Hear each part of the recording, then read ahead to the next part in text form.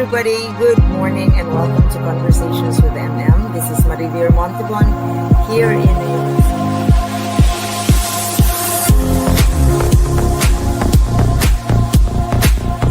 Kids, I think as long as they grow up proud of who they are, I feel like my job is done. Above all, never lose hope. Every good person, every child.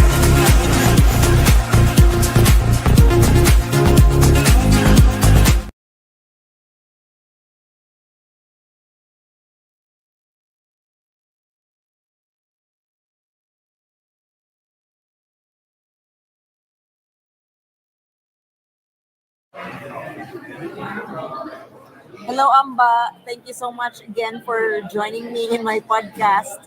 Hi, yeah, this time we're in a very different setting. Yes. We're at the United Nations. We're at the UN, and so I know this is like circling back on as far as you're concerned because you started your public career here at the UN, isn't it? Yeah, as a foreign service officer, this was my first substantive post. Actually, I started in San Francisco, but I was there only for a short while. Uh huh. Then they transferred me to the mission. They said that I was underused of the country. Anyway, Uh-huh. to make a long story short, it's really very good for a junior officer to be immersed in a multilateral environment, Such as the UN. such as the UN. And when I entered the UN, that time, Mm. it was 1990. Those were really, I would say, very historic times. No? So that's the time that Yugoslavia disintegrated. Uh huh. Then the then Soviet Union became 15 countries. Yeah. Russia's the biggest one. Germany united. So there was a lot going on. And if you're a junior officer, and you're in the midst of all of these global events happening. How old were you then? If I may ask. I was in my 30s at the time. Oh, batang-bata. I was in my 30s. Right? Wow. So, alam mo, I have a question on this, yung this integration of like the USSR. And then we had our people power. Hindi, tama ba ako na they were inspired by the Philippines EDSA uprising? Kasi we were in 1986 di ba? Yung EDSA. And then in the 90s, ayun na, nagkaroon ng democracies everywhere. Were we an inspiration? Was the Philippines an inspiration?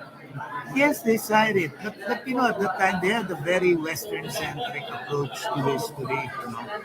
They look more at what happened in Berlin. Yeah, Germany. When the wall crumbled. Yeah. And President Reagan said that, break the wall, right? Mm-hmm. It all start, as far as they're concerned, all of this breakups that happened in Yugoslavia, that happened in former Soviet Union, and the integration, or I would say the unification of Germany, was because of that Berlin Wall. I They see. all ascribe it So there. hindi pa, but you can say na hindi yun inspired ng Philippines. It's really more European by That's the color, way. by That's nature. the way the media at that time. Yeah, because I was here in New York at the time. It was the way international media, even U.S. media, interpreted it. And there was no internet yet at that time. Oo. So Meron na globally- email. Yeah, global events was primarily more to a Western lens. I see. Wow. So sa'yo naman, nung nandito ka na, ano ang feeling mo? Was it a very different kind of high? Like you are in a very high position. Oh, honestly, social I platform. was awed by all of these changes. No? Yeah. Yeah, because when I started in the foreign service, when I was attending ESCAP meetings, that's the UN ECOSOC in Bangkok. Yeah. So we were talking about economic matters. But even if you're talking about economic matters, the Cold War was really very visible during those meetings. You had the pro-Western countries, you had the so-called non-aligned, then you had countries that were pro-Soviet, right? So every issue sometimes have the Cold War dichotomy. I see. Oh my God. So sino ang ano mo po, mentor who was guiding you all throughout the journey dito sa work na ito? Yeah, I'm fortunate that I had very good mentors. In the department, I started with the UN international organizations. Uh-huh. So I was there for 3 years before they posted me to San Francisco. Uh-huh. I was with really, I would say, veteran multilateralists. So they taught me the ropes. Uh-huh. Kasi one of the more important things is you should read a lot, you should Yeah. research a lot before you write, Of course, yeah. right? So in other words, it's because in the UN, what we do when you're a junior officer is you learn how to draft speeches, right? Uh-huh. Uh-huh. You learn how to draft position papers. In other words, you really have to research, di ba? So that it's something that May really, substantial maisulat. yeah, and at the same time, try to identify where is the Philippine national interest, Right, di right. ba? It's not a matter of just mimicking what are the position of other countries. No? Kasi that's, kung tamad ka, that's the easier way of doing it, di ba? But try to identify what is the national interest of the Philippines in that. That all started there. So how long were you at the UN for as a career 3 diplomat? years ago sa DFA, I was with the UN and other international organizations. We were the ones who serviced all the multilateral posts like New York, Geneva, Vienna, Bangkok, Uh-huh. London to a certain extent, in Kenya, Nairobi, Kenya.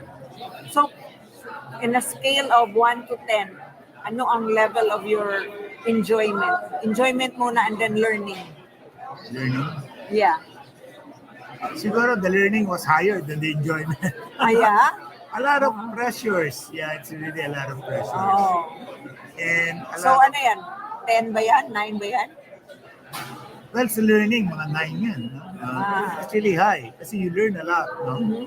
Then it comes to enjoyment. 7, I would say 7.5. Primarily because you can travel. I mean, that was the perk. No? You can Yeah, travel. yeah. But the preparation is something else. No? So at that time, were you already having a family and the children were like back and forth? Yeah, the children were still young, so it was hard. Diba? It was hard. I would say I had to do some of the work late in the evening, no? So that I can just meet the deadline the following day. Uh-huh. Remember when I started in the foreign service, we don't have laptops. Yeah. So ano pa? Computer? Yeah. There were already computers, but it was so difficult.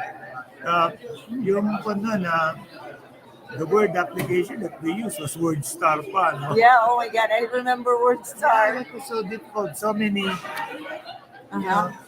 you have to use so many preparations just to even have a comma. Or, Yeah.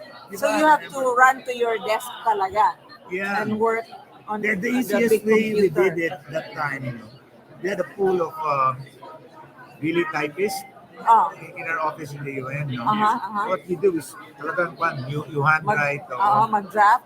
The first draft, type mo sa kanila, no? Uh-huh. Tapos Then doon edit.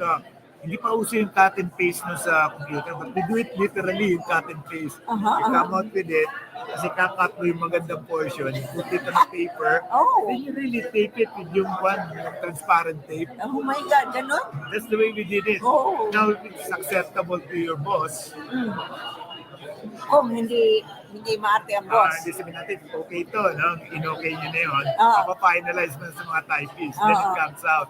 So it takes time. It takes time. It's a lot of technical background work, right? And a lot of support from the staff. Yeah. Amazing. So, Di katulad ngayon. You don't even have a secretary if you're an officer, no? You do everything. yeah, magsulat ka nga sa cellphone eh. Eh dati nga, we even stencil yung mga pan namin eh. Kasi the way to duplicate it fast is to stencil mo. It's Right. come out with mimeograph copies, di ba? Oh my God, yeah, I remember stencil as well. So now, jumping into the now, you are a UN representative for Women's Federation for World Yes. Peace. So is this personally for you like also a coming of age that you're with a women's group, or it's not really something new to you because you've always been No, the work itself, no, the nature of the work is not Yeah. something new. It's like me going home. That's how I feel about it.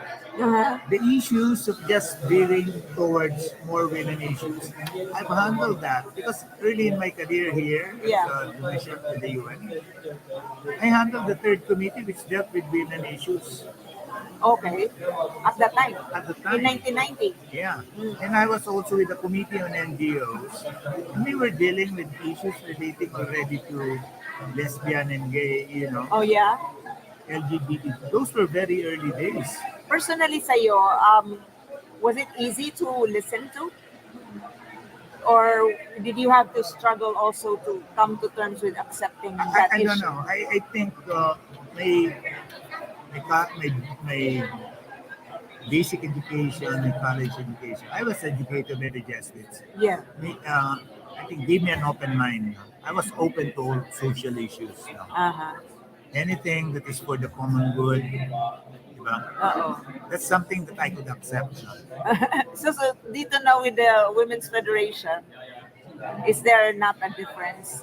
Is it like just sustaining the entire struggle for women's rights? Yeah, it's primarily a human rights issue in the first Yeah, place, yeah. right? And the role of women in society has evolved.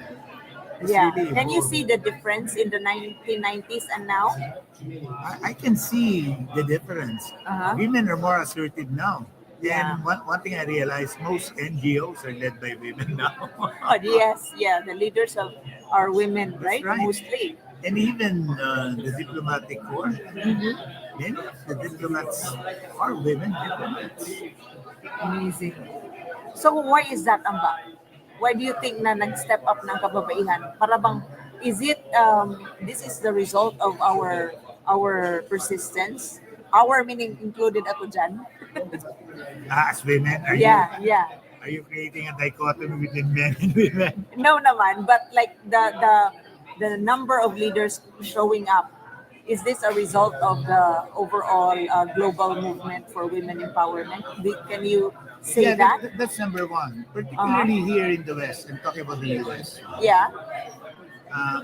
You have to be very careful when you deal with women. That's why women's harassment started, right? Uh-huh. At the work site, Yeah. diba? Tapos na, Yung mga sexual assault pa, lumalabas na. that's right. Oo. So in other words, you have to be very careful, diba? Or not, you might have a problem at the work site, right? Mm. Or even just dealing with women in general. Mm. Unlike maybe in the 70s and the 80s, it's a very liberal attitude to that. And Parang inalaw lang kasi. no, it's actually the culture of people at that time.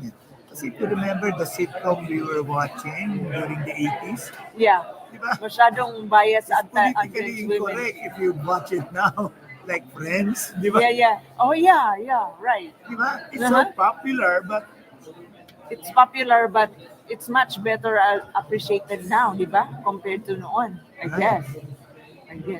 So how are you now? Let me segue. Like your children, for example, like they're also empowered. They're mostly girls, right? Mga feisty girls, leaders then. yeah, for one thing, they were educated in exclusive schools, no? Yeah. But sometimes, you'll be surprised when they're in exclusive school, they tend to be more assertive as women. I know, right? Then when you put them in an environment Yeah. that is mixed, no? Like when we transferred, when I was posted in London, it's really mixed. Uh-huh. They were familiar with voice, no? But Yeah. they were assertive pa rin. Yes. So that makes you proud? Well, I'm happy about it because they know how to handle voice. That's so good to hear. Oh my gosh. So Amba, let me ask you on back to diplomacy.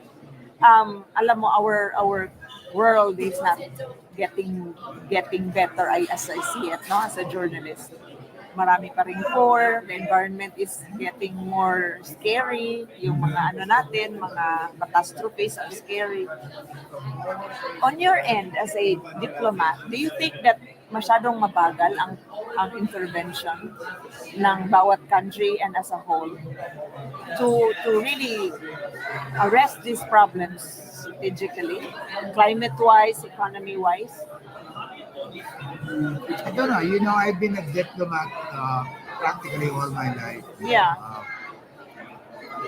I've always believed in diplomacy. You know? Yeah. But the point is, the world is also evolved. You know, practically that I don't know. No, it might be a generational change.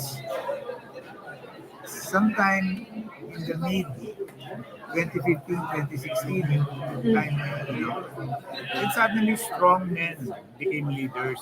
Yeah. And there was a different role model of what a leader is.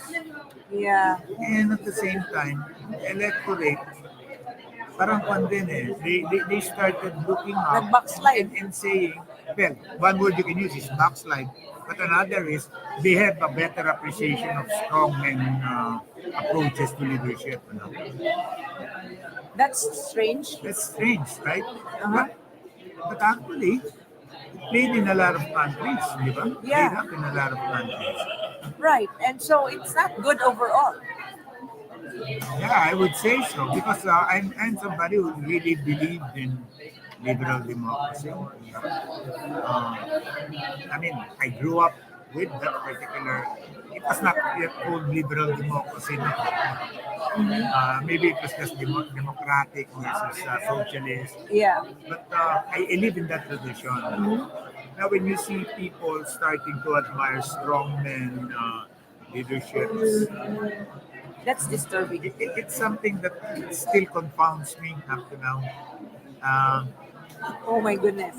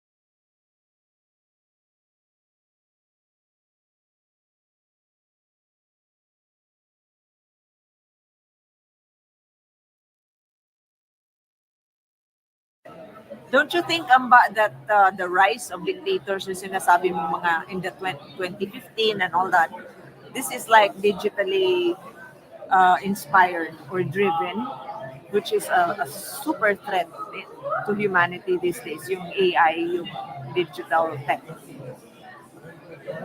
I would say that social media, to a great extent, made people look at different modes of leadership and different kinds of news. No? That's when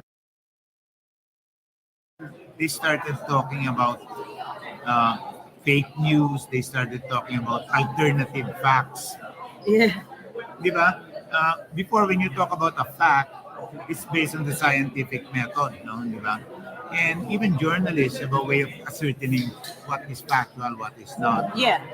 But this time, it's more of a reader who looks at the fact, and then an alternative fact is shown, then he makes a distinction, then says, no, I believe this alternative fact more than the fact that the media is telling me.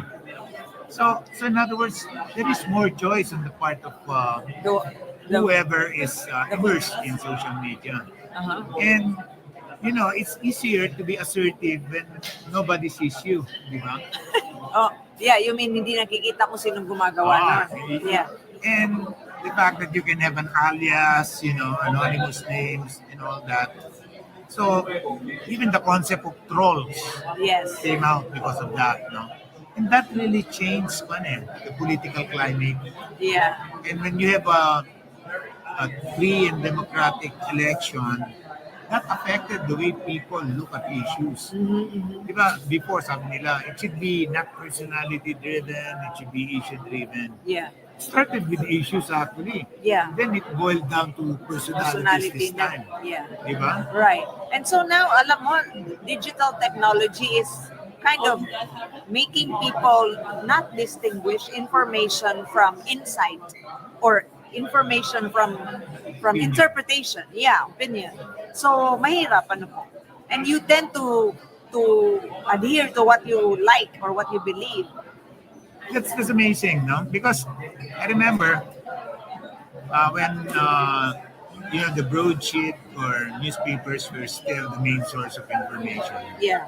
And even I would say on TV news, no, you always distinguish before between what is news, which is usually factual, Yeah. and what is opinion. Right. Opinion page. Meron That's yan. why you have columns. No? Yeah. May These editorial. are mostly opinions. The same with editorial, which is the position of the newspaper itself. That was very clear to everyone. But with social media, Wala na halo-halo. opinion became news and news became opinion. Yeah. So in other words, And people have no framework, right? For like journalists would have the framework of what is fact and what is opinion, and we can quote somebody with an opinion. Pero public hindi ganon, hindi sila ganon. Walang alam sila mostly. yeah, and of course they're also guided by whoever is their role model. No? Kung ito yung role model nila, and this person starts talking this way, sabi nila, oh, tama siya. No? So he follows whatever is said by that person. No? That's one. No? And another thing, I think, is the concept of trust. No? I think the digital media, I think it bred a lot of mistrust Yes. in a lot of institutions and news that comes out Media of means what you call mainstream media or traditional media. Right, Diba? right. I know. So it's an element of trust, no? Do you trust the source? As a government official then, did you feel na there was a distance, there was a trust issue when the surge of social media platforms became popular? Yes, I would say so. Yeah. What happened is our public diplomacy program, for example, in the department, Oh, we don't have, we have to rely also on postings in the social media to know what's going on. okay. So naging source of info din siya. It became a source of info. I see. Diba? And uh-huh. So in other words, for example, if you have an issue on OFWs in Kuwait Yeah. or whatever, no, you just don't look at the news that comes out. Also look at what netizens, they call them netizens, are saying Yeah. about the issue. So you get to see their feelings towards it, no? Public Sentiment. opinion became a very strong determinant of how politicians act, Yes, yes. and also how government officials act. They have to be sensitive to public opinion. So can you say that somehow that helped politicians position themselves properly according to people's preferences? Well, they always say that they position themselves properly when they are on a campaign mode. But once they win, Bahala na. wala na. Oh my gosh. But Amba, you're a diplomat and you're mostly outside the Philippines. How do you deal with, for example, you do not believe in the presidency of that particular time? Anong ginagawa mo as a diplomat? No, if you're in government, you have no other choice but, just to toe the line. Uh-huh. Now, you can push for your position as much as possible. Uh-huh. But at the end of the day, the decision is still done by By, whoever is on top of you. Right? uh-huh. You might come out with a very logical argument against this particular position or that. Are your ideas being sought by the office of the president on certain Are matters? you talking about the Department of Foreign Affairs? Yes. Yes, only on international issues usually. Uh-huh. National security issues, yes. So they try to look for your opinion, but they eventually just But decide. they still make the final decision. Uh-huh. In the many presidents that you served, sino yung pinaka-tingin mo mabait at magaling? I'll be biased, no? Kasi those who listen more to the Department of Foreign Affairs Oh. or to the position of the foreign service officers, no, are the ones we're more, I would say, close to, no? Like FBR, for instance. Oh, FBR, father was a former diplomat, the sister was a diplomat, yeah, yeah, right? yeah. So he understands the foreign service. Uh-huh. Okay? So he's good to work with. Yeah, he is. Uh-huh. He listens, no? Nice. The important thing is they know how to listen. Uh-huh. No? Yeah. Well, that's diplomacy, di ba? Yeah, Listen yeah. first. And of course, also Noy Aquino. Mm-hmm. That's the way he came out with positions also. Right? Yeah. He listened to the department. No? Hindi lang yung usually presidents kasi they have advisors also on foreign affairs. Yeah. They also have the National Security Council, no? Which is, we deal with the National Security Council a lot, but at the end of the day, they're closer to the president. Yeah. Kaya their position is usually heard last before I know. before the president makes a decision. Yeah, di ba? Well, that's good to know that FBR and Noy Aquino were good presidents to work with, as far as your experience is concerned. Oh yeah. Uh-huh. So, ano naman ang tingin mo, like we're heading, now let's go back to the UN, heading towards the Pact of the Future, kind of theme na naman, should I say it's a theme sa UN. What is the thing that you wanted to be included to make very, very, decisive changes na kailangan na talaga? Poverty, security, and climate issues. One of the things I learned when I was immersed in the UN culture is Yeah. a lot of good ideas are discussed here. A Yes. lot of papers come out, but it rarely reaches policymakers. It rarely reaches legislators. So it never matures, no? Not Yeah. unless the idea becomes mainstream. Yeah. Ganun eh. But if you are somebody, who works here or who is immersed in the UN culture, and you understand some issues that you could use, uh, if you go to another field like politics, Yeah. then it will be very helpful. Yeah.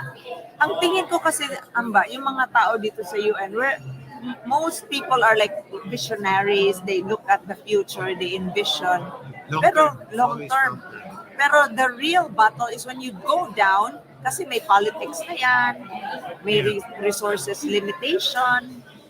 So it's hard to really like say na mag-lift mo na talaga ang economic situation, ang poverty ng mga tao, Philippines for example. On your part, are you doing some groundwork? Are you doing some projects down na hindi ka na wala ka na sa nag-retire na po kayo? Now, one thing I realized, Yeah. many of the things I do now, Yeah. particularly when it comes to STEM education, Doon ka nag-focus. yeah, it's easier to do it sa private sector side Yeah. rather than government. Okay. Yeah, Why? because if you have a good idea and you can sell it, you can get a grant, for instance. Then you can start having a pilot project. You can start testing the idea itself Yes, against yes. a real project. And so that's what is exciting about it. But if you're in government, I mean, the idea stops there. Okay. Sabihin nila, the usual Parado na agad. ang kwan dyan oh, we don't have funds for that. That's a good idea, but we don't have funds for that. It all boils down to projects. Like ito, we're talking about how do you fund all of these development projects. Di ba? Yeah. But it always starts with feasibility studies. Di Yeah. ba? It starts with, now sa feasibility study pa lang wala na. Budget needed na. Oo, di ba? If it doesn't, if the feasibility study is not done well, it won't prosper. So in your personal case, you're working now with corporate people, private sector. Yeah, private sector, not exactly corporate. They have corporate experience, but they're private sector people. They're more on science, they're more on technology. Yeah. Yeah, kaya nga I'm so excited when I was listening to the talk about finance and science and innovation, science, technology and innovation.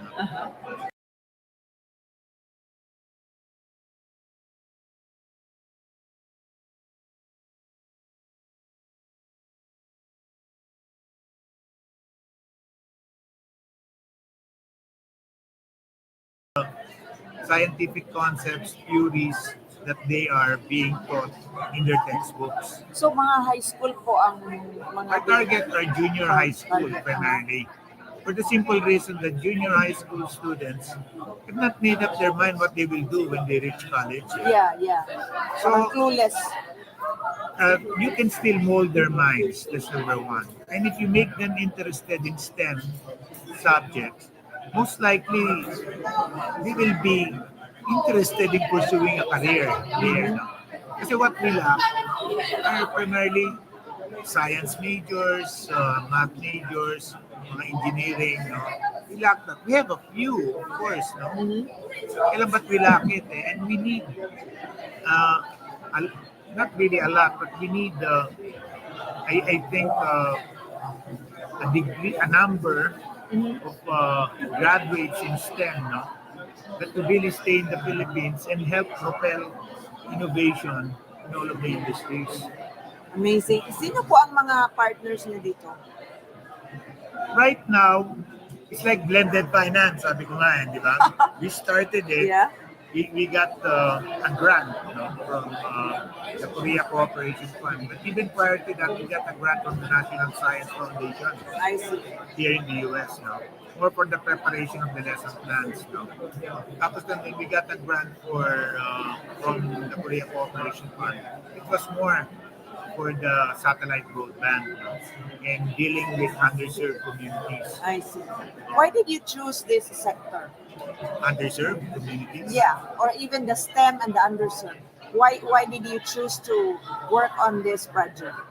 Because it's really a problem of the Philippines in education. Yeah. We lack that.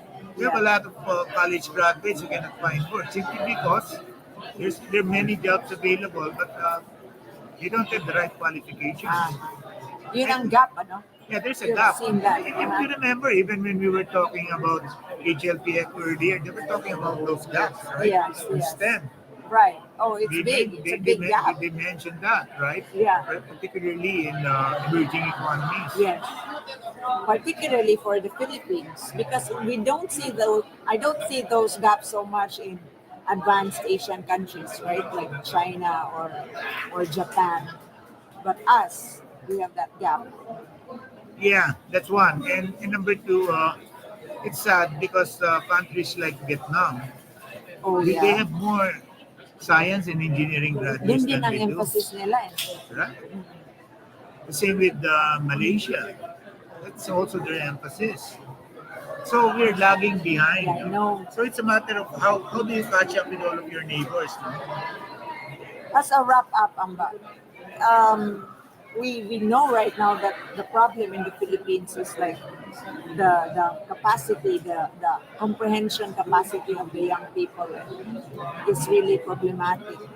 Meron tayong learning crisis, sabi pa nga ng isang president of a school. So is this your effort to be of help? I'll be honest with you. One of the problems we face is we really need to address also the reading and comprehension of the students. Yes.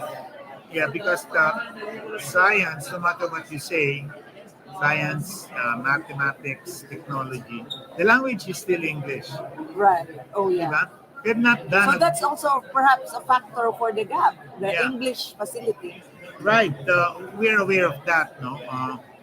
So we are trying to work with some groups who will be more involved in that, no? Kasi that's not our specialization. Yeah, because most of the people in my group Yeah. are scientists, more in the physical sciences and the life sciences and engineering. No? I see. So in other words, that's not their cup of tea. Yeah. So you'll have to deal with really ones who are really involved in reading, comprehension, Para pang ang English. basic masyado yan, no? Sa lower level talaga yan ng education. Yeah, if you realize, no, one of the biggest problems of Filipinos when it comes to math, it's not the rote math, kaya nila yun, no? It is the word problems. Yeah. Do you remember that when you were in high school or Yeah, college? yeah. Di ba ang hirap nun? Oo. What really is it asking for? Oo, no? Kasi yeah. you cannot I mean, you understand apply the the question. formula. You cannot apply the formula if Yeah, you don't because understand you the don't problem. comprehend the question. Yeah. Oh my God. Now I remember too. So yeah, it's a very mahaba na problema. And, institutional dapat. Yeah, so that's one. No? So we really need an education secretary who will really support that. I'm glad to hear that I think Secretary Amba is Yeah. looking at STEM, no? Yeah. Is seriously looking at STEM and at the same time is also seriously looking at providing internet satellite satellite broadband. The Yeah. main reason, no, kaya you have to go in that direction. There's so many areas in the Philippines na walang Walang internet. signals. We don't have signals because it's so reliant on towers. And towers are so expensive. Yeah. That's why when you go to Mindanao, for instance, if you're in the city, you have broadband, bumiyahe ka lang sa next city, doon sa gitna, wala na. Yeah. Di ba, So while you're there's that too. traveling, There's wala. digital gap. Yeah, digital gap is right. Marami You pa rin. really have to address the digital gap. Oh my gosh. So we have so much problems to solve. So in your